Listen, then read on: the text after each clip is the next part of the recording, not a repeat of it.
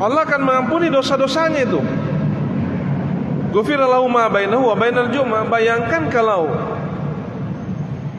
setiap hari Jumat kita melakukan hal yang sama, maka jangan heran kalau memang seorang muslim itu betul-betul bersih. Ya, kenapa? Karena dia selalu membersihkan dirinya. Ini baru sebatas salat Jumat ini. Belum salat-salat yang lain. Apalagi kalau kita tidak pernah meninggalkan salat berjamaah di masjid. Wah, itu memang betul-betul bersih itu orang. Kecuali kalau dalam satu minggu itu dia isi juga macam-macam. Karena itu tentu juga ada ketentuannya ya. Yang pertama, ketentuan pertama adalah selama kita tidak melakukan dosa besar. Ya, selama tidak melakukan dosa besar. Karena dosa besar itu ya tidak ada pengampunannya selain bertaubat. Kalau dosa-dosa kecil ya yang dilakukan, apakah sengaja atau tidak sengaja, itu bisa terhapus dengan salat Jumat, memperbaiki salat Jumatnya. Bisa terhapus dengan langkah-langkah kita ke masjid ya. Kan salah satu yang penghapus dosa itu adalah setiap kita melangkahkan kaki kita ke masjid, satu langkah satu dosa yang dihapuskan. Ya. Wah, kalau begitu memang banyak dosa yang kita lakukan, ya banyaklah. Cuma kita tidak pernah sadar berapa sih sebenarnya dosa yang kita lakukan dalam satu hari. Kenapa? Saya mengutip pandangannya Imam Al-Ghazali ya. Dia mengatakan bahwa seluruh organ tubuh kita ini semuanya ya, kata beliau itu yang sampai 360 organ tubuh itu sangat berpotensi melakukan dosa. Sangat berpotensi. Ya. Coba baru ki bangun tapa langsung igarambai HP. Mana HP. Langsung dilihat, tapa ada di situ langsung gambar yang tidak baik. Itu artinya bapak sering membuka yang begitu, makanya itu yang pertama muncul. Apa ini? Yang berdosa itu sudah berapa organ tubuh itu? Ada tangan, ada mata. Ya kan? Maka itu kemudian bisa itu dosa yang tidak bukan dosa besar. Tapi ingat, kalau dosa kecil itu menumpuk, itu juga akan jadi besar. Maka kemudian ya kita senantiasa melakukan perbaikan diri.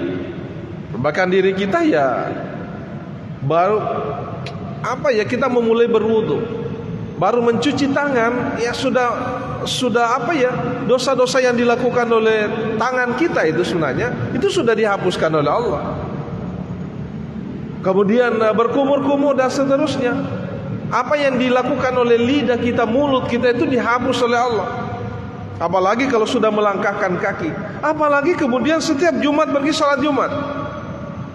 Dengan salat Jumatnya itu bisa menghapuskan dosanya antara Jumat ini dengan Jumat berikutnya. Ini yang disebut oleh Rasulullah, ghufira lahu ma bainahu wa bainal jum'atil ukhra. Allah akan mengampuni dosa-dosanya dari Jumat ini sampai Jumat berikutnya. Ada berapa syaratnya tadi itu?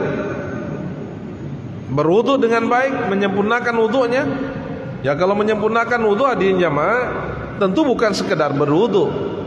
Pertama ya menyempurnakan wudu itu melakukan juga semua sunnah-sunnahnya. Itu nanti itulah yang disebut dengan menyempurnakan wudu. Bukan hanya kan ada orang terkadang saya lihat ada orang yang berwudu itu tidak sah memang wudunya. Kalau wudu kita tidak sah, itu kan berpengaruh pada salat kita. Otomatis salat itu tidak sempurna, tidak sah juga. Bukan tidak sempurna, tidak sah malah salatnya.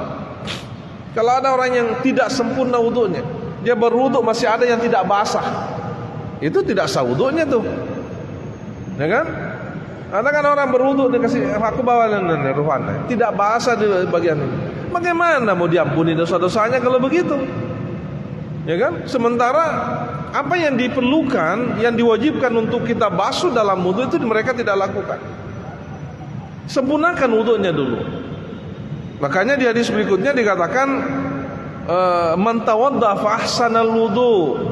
Siapa yang berwudu kemudian dia memperbaiki wudunya, dia menyempurnakan wudunya 3 kali, Selain 3 kali, dia membasuh seluruh organ tubuh yang sunnah juga. Bukan hanya yang wajib, tapi yang sunnah juga dia basuh. Ya, apalagi kemudian dia pergi ke masjid, sampai di masjid dia melakukan salat sunnah semampunya. Kan tidak mesti harus mulai dari datang sampai khatib, tidak wajib juga. Sekalipun itu memang disunnahkan. Sekalipun itu disunnahkan. Ini tadi yang saya katakan oleh sebagian ulama disebut sebagai salat sunnah intizar. Sekalipun ada yang mengatakan itu salat sunnah mutlak itu. Ya, silakan kita lakukan kalau kita mampu. Tapi itu tadi yang saya katakan, pokoknya kalau letun itu mesti apalagi posisinya nyandar, Pak.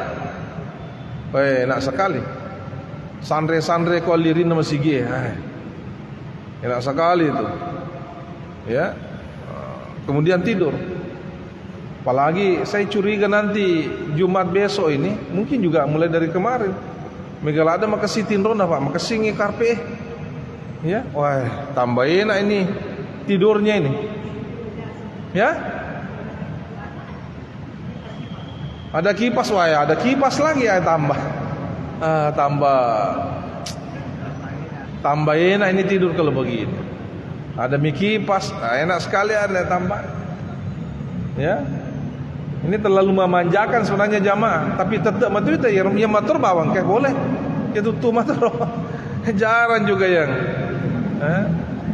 Mungkin Ustaz Sambo ya perlu ini, perlu disosialisasikan ya, di masjid raya itu enak sekali kalau berjamaah. Sekali-sekali dikasih nela di Facebook itu. Bagaimana kondisi masjid raya hari ini? Apa fasilitas yang ada? Orang tertarik datang. Orang pasti tertarik datang. Karena semakin banyak orang berjamaah, semakin banyak pahala yang kita dapatkan sebenarnya kan. Ini banyak, itulah sebabnya kenapa di Masjid Haram itu banyak sekali pahala yang kita dapatkan. Karena banyak memang orang berdatang berjamaah. Jadi kita undang mereka datanglah. Daripada pergi nongkrong ya. Saya tahu di sini di sekitar Masjid Raya ini banyak sekali orang nongkrong, Pak. Jauh lebih banyak orang di warkop itu kalau maghrib daripada pergi ke masjid. Bagaimana bisa menggait mereka datang ke masjid untuk salat berjamaah?